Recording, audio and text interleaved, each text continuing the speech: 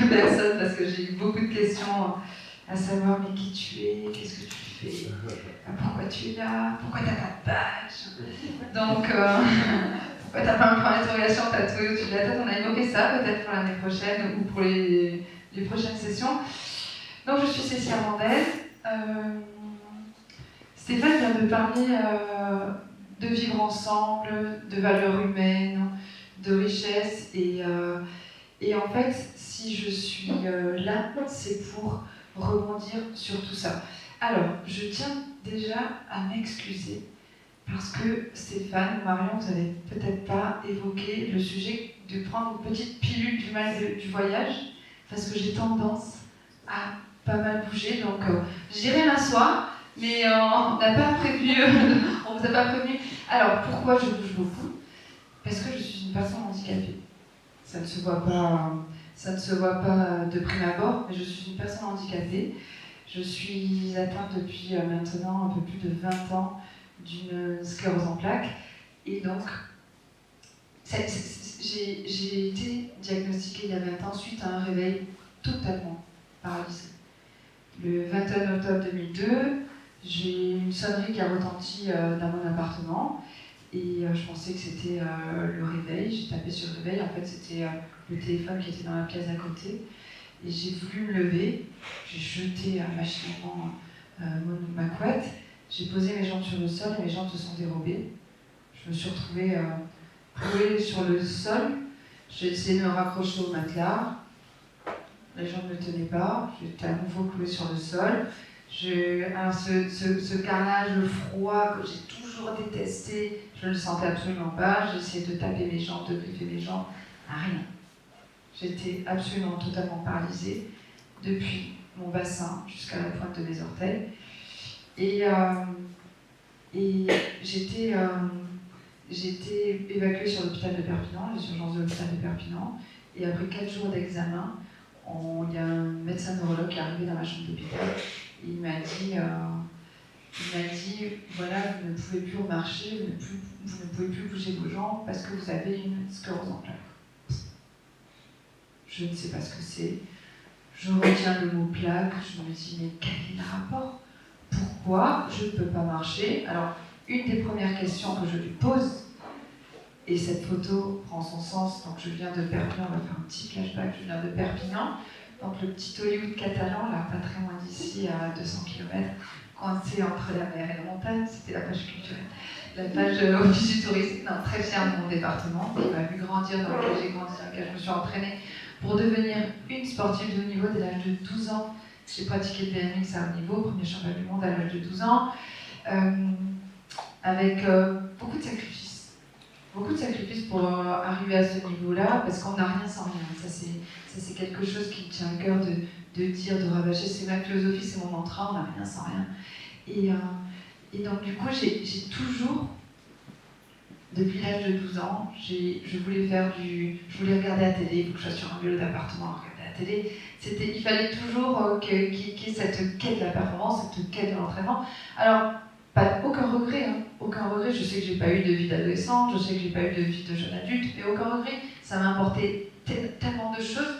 Après, j'ai passé 11 ans de ma vie sur un BMX, puis au bout de 11 ans, ayant la chance d'habiter par la montagne, j'ai commencé à faire du snowboard.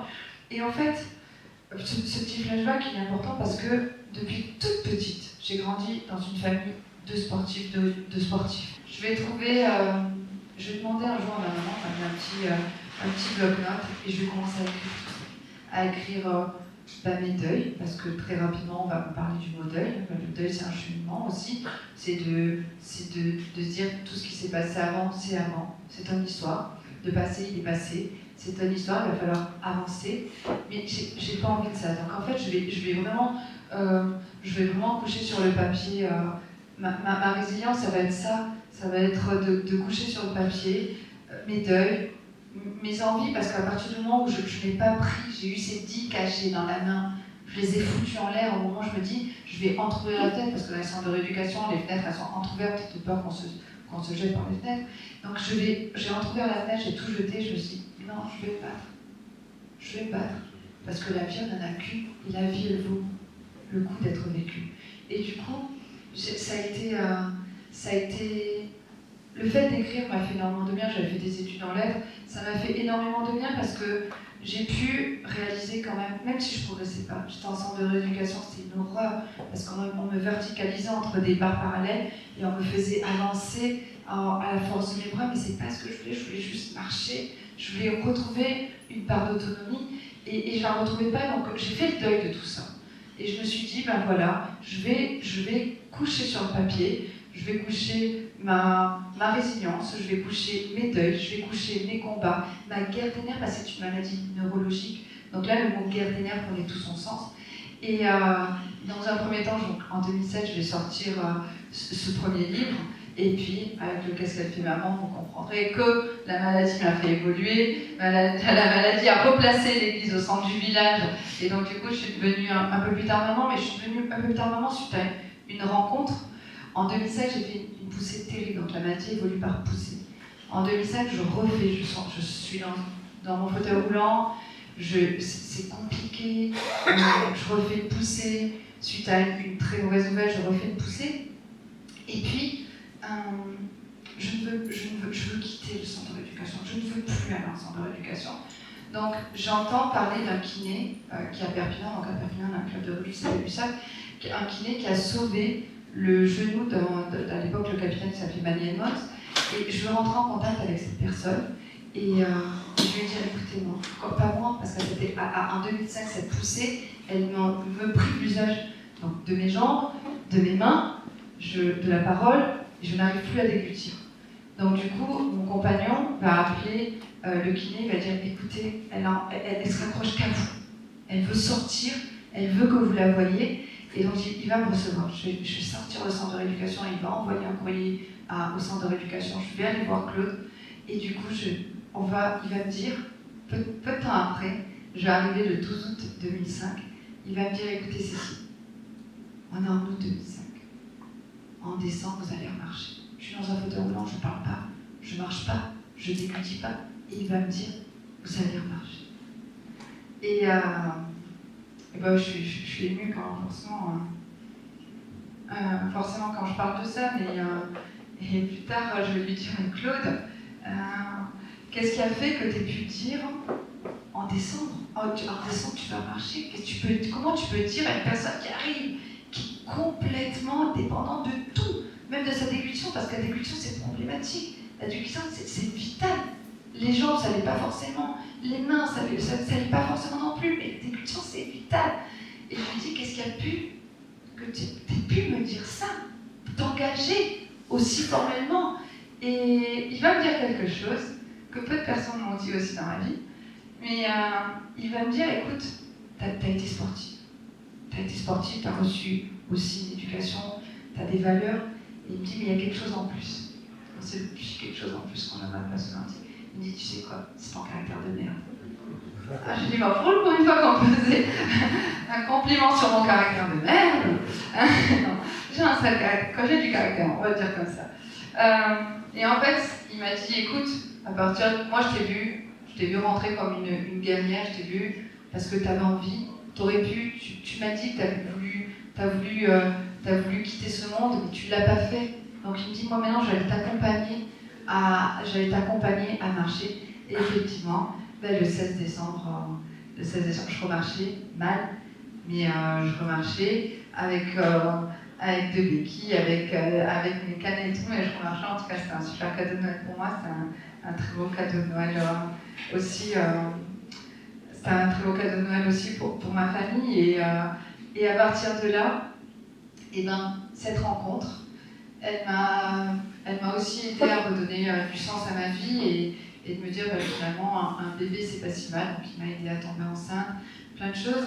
Et puis je me suis dit ok, maintenant je sais que je peux vivre avec cette maladie, je peux m'émanciper avec cette maladie, je peux me projeter avec cette maladie. Et surtout, c'est pas je peux, c'est je veux. Je veux la vivre à fond. Et du coup, je me suis dit, ok, je suis une personne handicapée, qu'est-ce que je fais de tout ça? J'arrête de crier à l'injustice de la vie, mais pourquoi moi, mais pourquoi ça m'est arrivé, mais pourquoi ci, mais pourquoi ça... Arrête, ça ne change rien. Ça ne va pas faire avancer des choses. Et du coup, je vais me dire maintenant, pourquoi? Je pense que les choses dans la vie, elles n'arrivent pas par hasard. Les choses, les rencontres dans la vie, elles arrivent pour des bonnes raisons. Après, c'est dur, hein.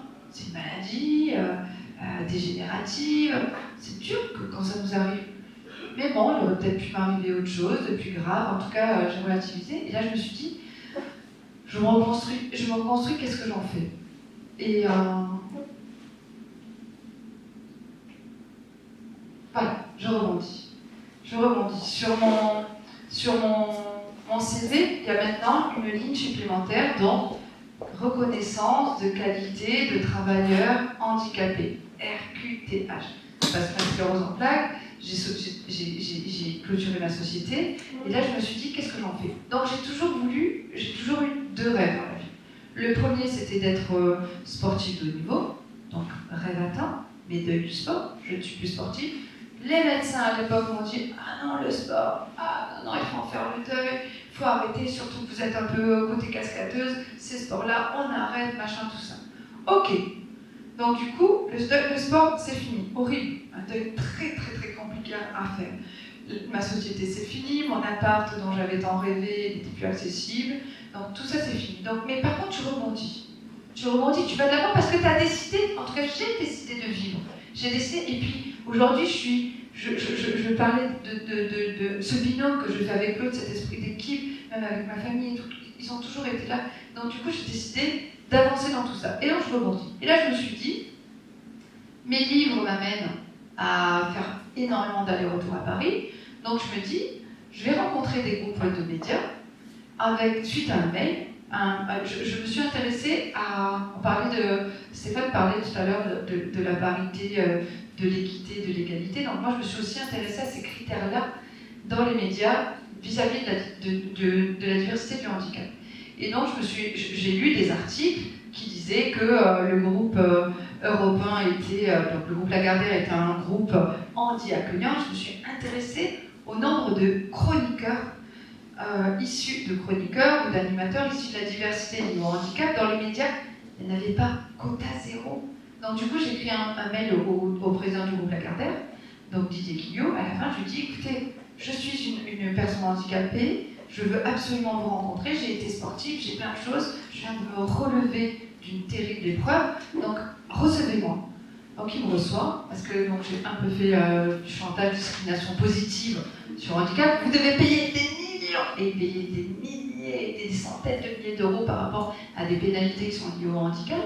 Et donc du coup, j'arrive dans son bureau avec Eric Angelitti, le patron du groupe européen. Et il me dit, mais ok, vous voulez faire ça, vous êtes une personne handicapée, vous nous jouez sur la corde sensible. Je dis, bah ouais, ça a été ma porte d'entrée. Et il me dit, mais vous avez déjà fait la radio? Je dis, il me dit, peut-être une petite radio de province. Non, toujours pas. Une radio sur Internet? Toujours pas. Et je lui dis, les gens s'emparent donc on est en 2013 là, sur quand je me déshabille, on est en train de parler du handicap invisible, parce qu'il y a 10 ans, aujourd'hui on en parle beaucoup, il y a 10 ans on n'en parlait pas. Donc du coup, je vais à l'encontre de ça. Ce fauteuil roulant qui est partout, ce fauteuil roulant qui aujourd'hui est censé incarner le handicap, et le fauteuil roulant c'est 2%. On est 12 millions de personnes handicapées en France, le fauteuil roulant c'est 2%. Le handicap invisible c'est 80%. Donc, le handicap invisible devient un gros, mon dada, devient mon cheval de bataille dans les médias, dans les sociétés. Donc je commence à intervenir, à sensibiliser, à former sur le handicap invisible. Et ça me vaut, tout le travail que j'ai fait dans la presse me vaut une invitation à la montagne, à Val-Morel, et je me retrouve à interviewer. Alors j'ai fait le deuil de la montagne, pourtant j'habite à côté de la montagne. Je ne veux plus aller à la montagne, sachant que je ne fais plus de sport, plus de snowboard, je ne veux plus aller à la montagne. Et je me retrouve à la montagne, à interviewer un athlète qui va partir en 3 mois plus tard, en 2014, à Sochi, aux Jeux paralympiques de Sochi. Il arrive avec un plan de snowboard, sa jambe amputée, et tout fier et tout. Et là, je me dis, waouh, il est là, tout content. Et là, moi, je suis avec mon petit bloc-notes, mon dictaphone, et je lui dis, bah, tu sais, donc je me présente, je suis journaliste pour le Figaro. Il me dit, ah, Et je lui dis, je dois faire un papier sur toi. Je lui dis, avant d'être journaliste, je faisais du snowboard, mais aujourd'hui j'ai un handicap, j'ai une sclérose en plaques. Il me regarde, il me dit, mais c'est génial! Sclérose en plaques, génial. C'est un gars du sud de Nice, donc je me dis, bon, c'est peut-être un. Et je lui dis, non, mais je lui dis, c'est génial, je sais pas. Et je lui dis, regarde, je marche mal. Il me dit, c'est génial, je t'assure, c'est génial. Et je lui dis, je suis périnette. Il me dit, bon, ça c'est un peu moins bien, mais c'est quand même t'es handicapé, c'est top. Et je lui dis, mais c'est top de quoi? Je lui dis, je galère, j'ai mal aux jambes, je tombe à derrière, j'ai des troubles d'équilibre, j'ai pas de force dans mes jambes. Je dis, non, je t'assure, c'est génial. Ok, bon, bah écoute. Il me dit, viens, on va prendre une planche de snowboard, on va aller faire du snowboard ensemble. Je dis, mais je sais plus faire du snowboard, je sais même plus faire du vélo, alors j'ai passé 11 ans de ma vie sur un vélo. Et il me dit, si, viens, encore. Je chausse mes boots de snowboard, je prends une planche, je pleure comme une madeleine. Parce que je me dis, mais je pensais plus jamais refaire ça. Et du coup, je vais être sur les pistes, et là je vais tomber, et plus comme en 2002, je vais tomber, je vais me relever là, et puis il va m'aider, et je vais monter les pistes et redescendre l'école de la ville snowboard. Tu montes, tu descends, tu montes, tu descends. Et du coup, il va me dire, Cécile, t'as un handicap, c'est génial. Nous, en équipe de France, on dit, on recrute. Donc, il n'avait pas perdu le nord. Nous, on recrute. Les Jeux paralympiques sont dans 3 mois, c'est peut-être un peu court, mais je te filme, on va envoyer des vidéos à l'équipe de France, on va voir ce qu'on peut faire. Il me filme, une semaine plus tard, je rentre à Paris, je reprends mon petit job devant mon ordi, et là, je reçois un appel de l'équipe de France qui dit, écoutez, notre athlète, il vous a filmé, on va faire le snowboard rentre au prochain Jeux paralympiques en 2014. Et il me dit, vous allez rentrer comme une telle pendant 3 mois, on va essayer d'avoir le wildcard, donc une autorisation exceptionnelle, et vous allez aller, on va essayer d'aller à Sochi. Bon, je dis, de toute façon, moi, là déjà, d'avoir fait 3 jours de piste, pour moi, c'est absolument canon. C'est absolument canon, j'ai renoué avec le sport alors que je n'y pensais pas du tout. Et je les laisse dire, je les laisse faire, je m'entraîne. Je commence à me réconcilier avec ce corps que j'ai tellement détesté. Ces campagnes aussi m'ont aidé aussi en me mettant entre guillemets à nu, m'ont aidé à me réconcilier avec ce corps que j'ai détesté, hein, que j'ai martyrisé, que j'ai meurtri parce que je considérais qu'il m'avait lâché et je cohabitais dans un corps qui n'était plus le mien. Mais du coup, de reprendre le sport, de reprendre le snowboard, d'avoir un peu des espoirs et d'avoir des objectifs. Et là, je me dis, eh ben, let's go, on y va. Et puis finalement, il y a eu Sochi. Il y avait bien eu Sochi. Le 14 décembre, je rencontrais Patrice. Le 14 mars 2014, je me retrouve à Sochi, au départ des Jeux paralympiques, à faire le run qui va me valoir la première médaille de l'histoire du snowboard. Et pour la France et mondiale avec cette belle médaille d'argent de Sochi. Mais du coup, j'ai regoûté à la compétition et je me dis, l'argent c'est bien, mais bon, on va essayer de s'entraîner beaucoup mieux, beaucoup plus longtemps, et on va aller chercher une autre couleur de médaille. Donc du coup, on va se projeter sur Pyeongchang en Corée, et alors, ça va être la reprise du sport à fond. La muscu, le skate, le snowboard, tout le vélo, je apprends à faire du vélo, donc ma fille c'était marrant, c'est que ma fille m'apprenait à faire du vélo, moi qui avais passé autant d'années sur un vélo, mais c'est ma fille qui me réapprenait à faire un vélo, donc vélo électrique parce que les gens n'ont pas assez de puissance. Et là je me retrouve à me dire, ben voilà, t'as goûté à l'argent, mais l'argent ça n'a pas fait mon bonheur. Tu vas aller chercher à Pyeongchang, tu vas aller chercher la couleur dont tu rêves maintenant. Donc il va arriver Pyeongchang et ça ne sera pas l'or, ça sera l'argent et le bronze, suite à une première technique de la porte de départ qui fait que la porte de départ est tombée en panne. Et moi, au bout d'une demi-heure, si les jambes ne restent pas actives, et ben, je perds l'usage des jambes. Je suis arrivée au départ de la course, j'avais la main du kiné pour arriver au départ de la course et j'avais une béquille à droite. Et le kiné m'a dit, écoute Cécile, au bout d'une heure et demie à essayer de te mobiliser les jambes, on ne peut plus rien faire. Maintenant c'est au mental, au trip. Sauf que le mental était là, même s'il y avait de la colère, le mental était là, les tripes étaient là. Mais je tombe dans la course, dans la petite finale, alors que j'avais gagné les qualifs. Je tombe dans la course, dans la demi-finale. Et je sors l'épaule, je me remets l'épaule en mode Rocky, quoi, Rambo, crac, crac. Et puis finalement, je vais aller me battre pour une médaille de bronze que j'ai détestée tout autant. J'arrive au village, alors autant vous dire, à Sochi, j'avais dormi avec la médaille autour du cou dans le lit et tout, c'était incroyable. Mais la médaille de bronze, j'arrive au village olympique, j'ouvre mon tiroir, bam, je la mets dans le tiroir, je ne veux plus l'avoir. Je me reprojette sur la course d'après qui va me valoir l'argent à 0,36 de l'or. Et là, je me dis, mais c'est pas possible, mais je veux pas. Pourtant, j'avais promis d'arrêter. En 2018, je me suis dit, j'arrête. Je veux faire autre chose, j'arrête. Ma maladie évolue aussi. On fait un sport qui est risqué. On arrive sur des sauts 70-80 km/h, sur des sauts qui font 15, 16, 17 mètres, avec un œil qui parfois se voile quand tu arrives devant un saut et le coach dit « Ah non, le kinesthésique !» Comment te dire, je ne sens pas mes pieds, le kinesthésique, t'es gentil. Mais bon, du coup, la confiance, le mental. Et là, je vais me reprojeter sur me dire, on tente le tout pour le tout. On va en Chine, on tente le tout pour le tout, on va s'entraîner. Et là, je décide de tout changer.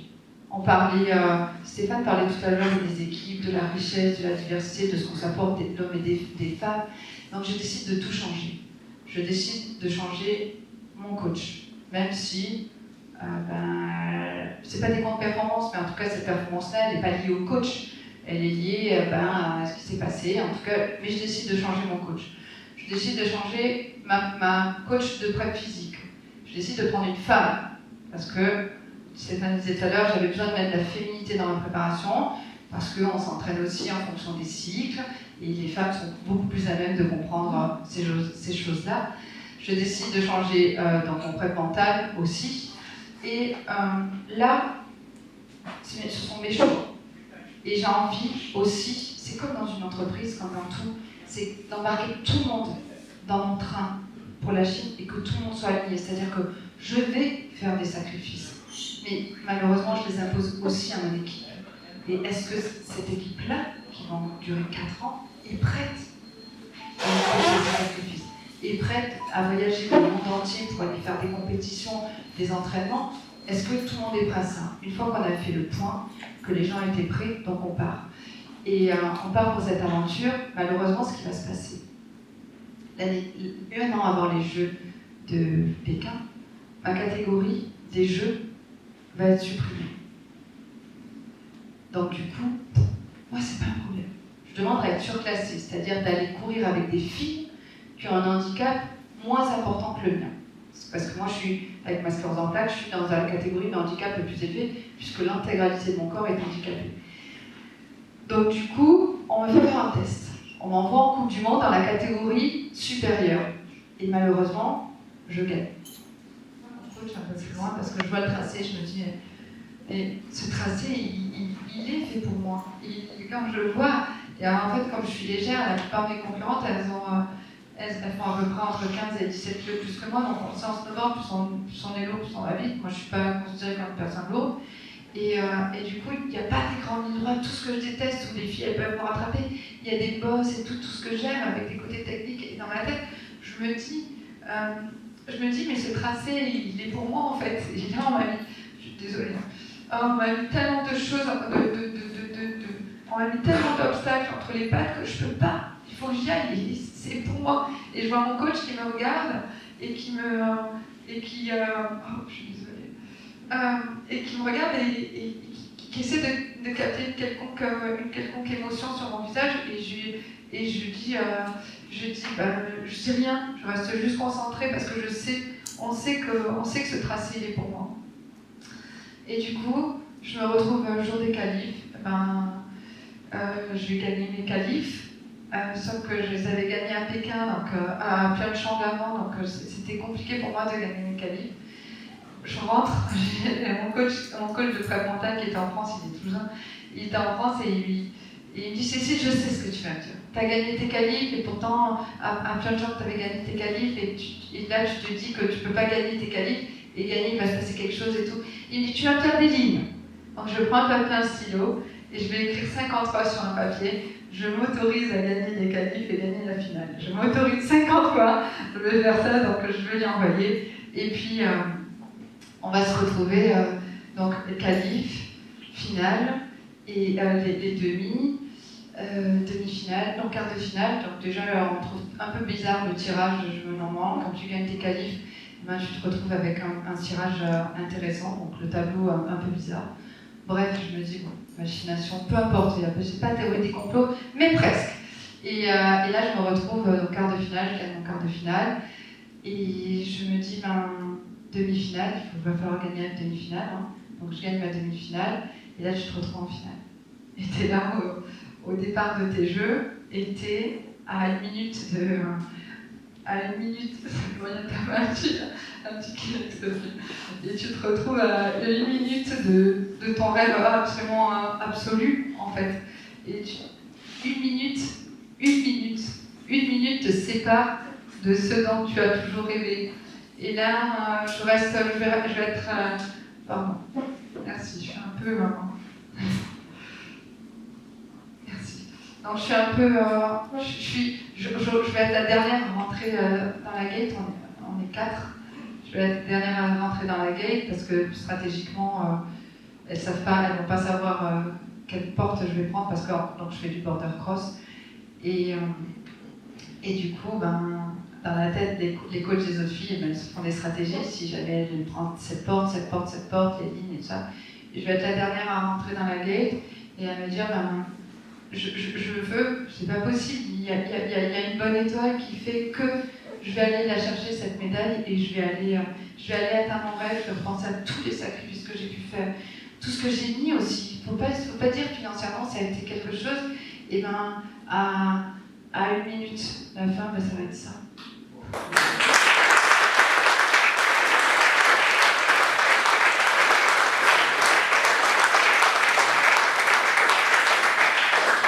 Ça va être ça. Alors, il n'y aura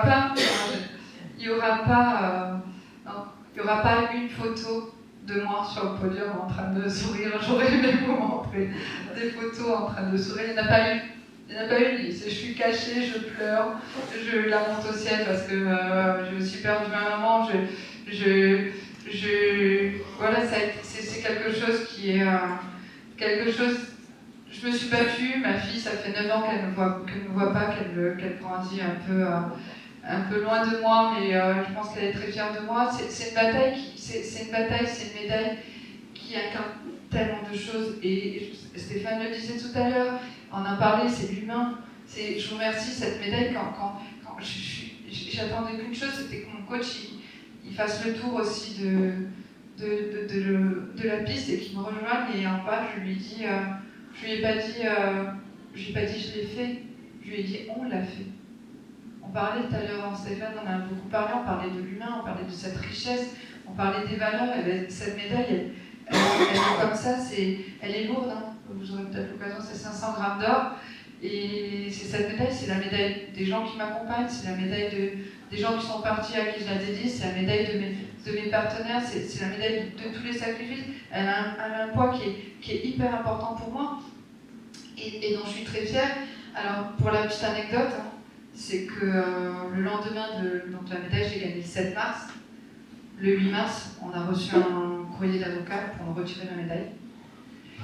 Et j'ai su officiellement que je gardais ma médaille le 8 décembre.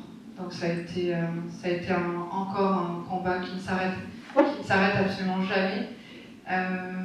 Là, malheureusement, je ne vais pas pouvoir rester sur la pause déjeuner avec vous parce que je pars en Corée à 14h pour aller parler de ce combat, parce que ma prochaine participation au jeu est encore en suspens parce que je me projette sur Milan pour essayer d'aller confirmer cette médaille d'or. C'est pas aller chercher le métal qui me manque, c'est aller confirmer le métal.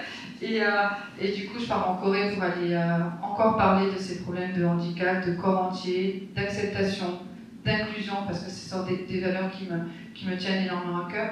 Comme je suis une personne de défi, je me suis lancée de nouveaux défis. C'est que après la médaille, je me suis dit, j'aimerais bien aller faire les jeux dans un autre sport, dans un sport d'été, pour essayer d'avoir la double casquette sport d'été, sport d'hiver. Donc j'ai commencé le surf en fin de l'année dernière. Je suis devenue vice-championne du monde par équipe en Californie l'année dernière. Je prépare le championnat d'Europe dans 15 jours à Pantine en Galice. Et voilà, donc c'est toujours... je regrette pas ce que j'ai pu me dire, d'avoir envie de disparaître, parce que ça fait partie de mon histoire. Aujourd'hui, c'est tout ce qui fait que je suis devenue celle que je suis devenue, les rencontres de la vie, les rencontres de la vie, les épreuves. Moi, c'était le handicap, pas que, parce qu'après il y a eu des épreuves administratives. On rencontre tous des coups durs dans la vie. Parce que, alors il y a une phrase qui choque un peu, mais on dit, dans la vie elle est faite de haut et de bas, parce que si elle est en ligne droite, ça veut dire qu'on serait mort. Donc, profitez de vos rebondissez, de vos bas. Moi, mon petit secret, c'est ça. C'est le PTDR. Vous savez tout ce que ça veut dire? Ça veut dire péter de rire. Moi, c'est la passion, le travail, la détermination et la rigueur, parce qu'avec le sport de haut niveau, ça se règle au détail. La rigueur aussi, parce que dans le cadre de ma maladie, je fais aussi très attention à ce que je mange, à ce que je bois. Donc c'est les 4 lettres qui sont un peu mon mantra et mon secret. Et je terminerai sur quelque chose d'un peu plus sucré, que je vais emprunter. Vous connaissez Forrest Gump, hein? Donc Forrest Gump, il dit la vie c'est comme on sait jamais sûr. Voilà. Merci.